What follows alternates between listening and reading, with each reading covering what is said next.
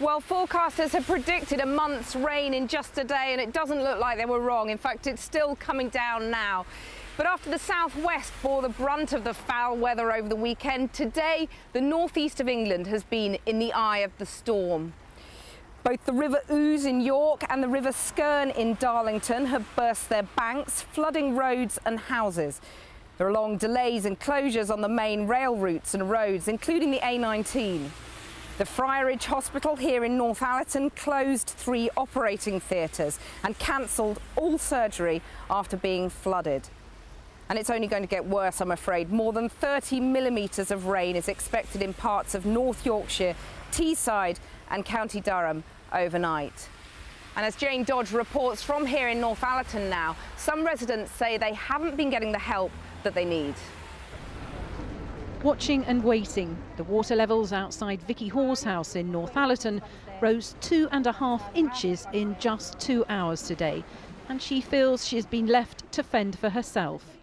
Everything we've had to do ourselves, the sandbags and everything, you know what I mean, there was nobody's come round, and obviously I'm in no fit state to be traipsing sandbags around on my own, you know what I mean, I'm 5 months pregnant and stuff, so like that way we've not had a lot of help that way.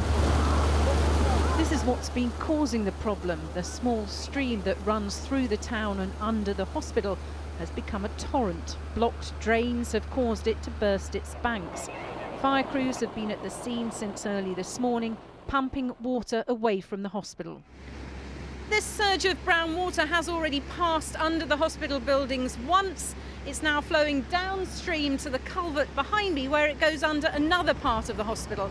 It's that culvert which became blocked, leading to a rise in the water levels and the subsequent flooding. You've had to bring in a second pump, haven't you?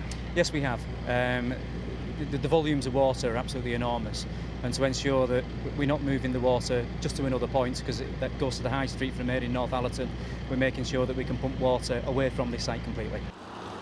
Flooding has led to the closure of 3 operating theatres at Friarage Hospital and the cancellation of 10 operations. Water has been pumped a mile away to avoid flooding of nearby houses, but it's been a close-run thing for some.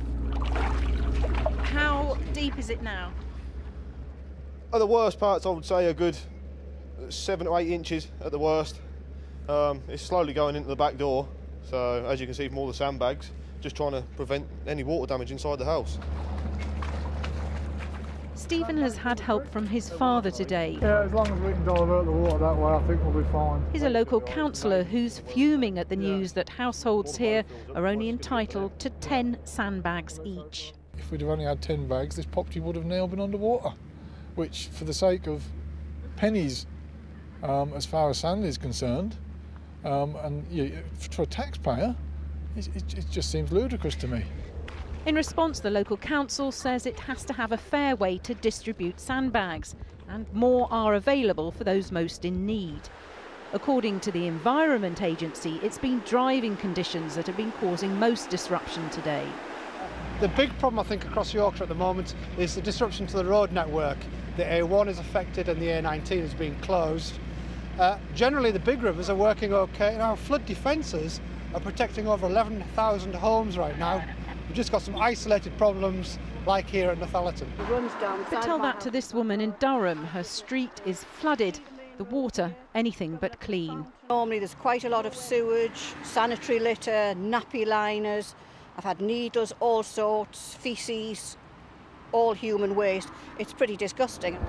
The Environment Agency say they've had reports of 40 homes flooded in the region, and more heavy rain is expected tonight.